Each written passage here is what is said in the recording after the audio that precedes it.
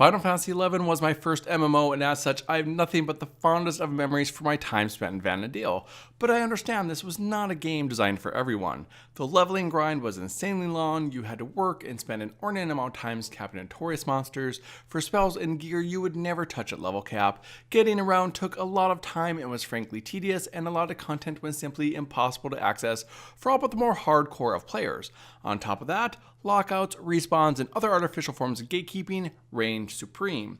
And this was always a problem for Final Fantasy fans. They'd hear about the magic of Vana'diel and how wonderful and engaging the story was, but they could never experience it because of a lack of time or money, or simply just because this game took a whole lot of effort they didn't want to put into it. And frankly, it was a juggernaut that could be incredibly intimidating to casual gamers. But times they have changed. I am Mica, a player of and a guildmaster, or well, an ex-guildmaster in Final Fantasy XI, and if you were one of the people who just did not have time or didn't care for MMOs, but you always want to experience the story of Final Fantasy XI, I am here to tell you that you can, because it is easier now than ever, even if you want to do it solo and not bother with that MMO aspect. I'm going to cover some of the features of the game that may have kept you away and how they've changed, making it more accessible.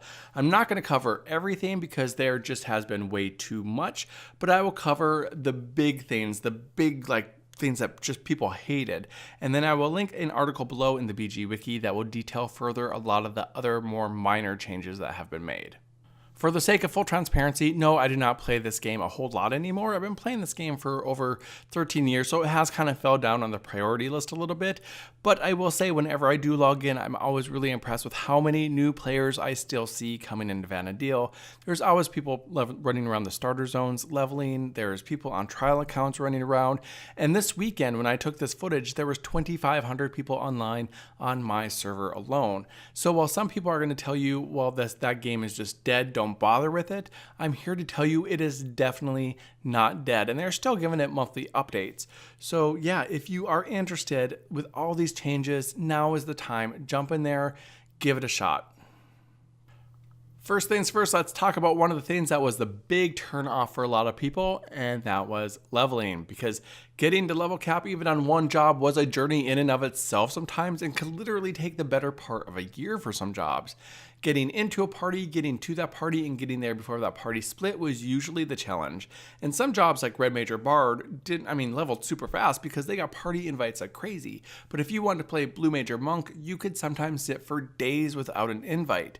But this has drastically changed because looking for party is no longer a thing. You can reach level cap in a mere matter of days with some determination, experience has been increased, and there are items to boost the experience further.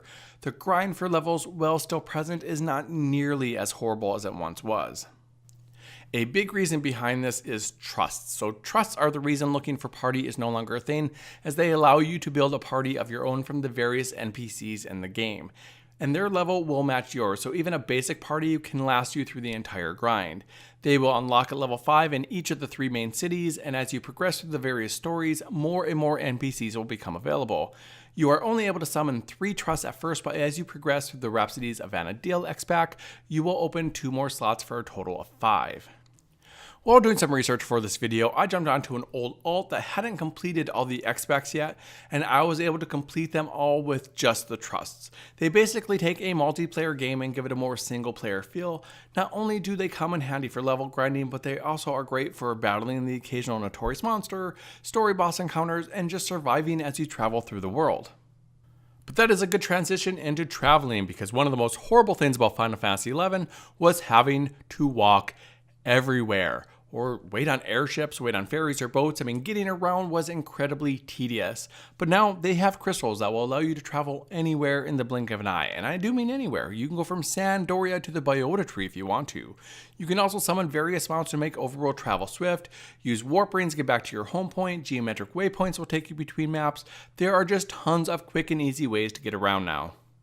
When it comes to saving you time, they also added merchants to the game that sell you items you used to have to farm, like chest or coffer keys, maps, and spell scrolls. They also sell sneak potions, ninja tools, bullets, and arrows, so you don't have to pray they are on the auction house at a reasonable price, or just make them yourself. The amount of time these merchants save is incredible. But let's move on to combat, because I will admit, combat is still on the more complicated side compared to other games.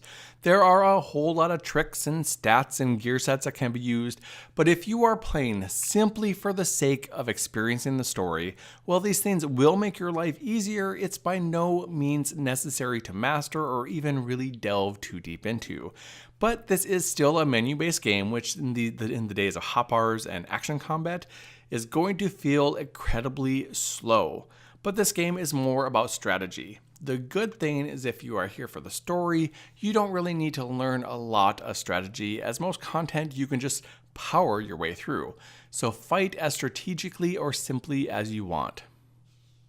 When it comes to questing, there is an incredible amount of resources out there, which is something you're definitely going to need. This game doesn't really tell you where to go, who to talk to, there's no quest icons, and very little helpful hints. But there are a lot of great info sites, from BG Wiki to YouTubers forums, and even some dedicated and friendly streamers to watch and ask questions to. So you can find everything you need to know with just a simple search. And yes, this can be a big inconvenience to some, and for others, it'll just be a throwback to the days where you just needed a strategy guide to find hints about every little minor things. But I will admit, it can be a drag and it can take some time getting used to.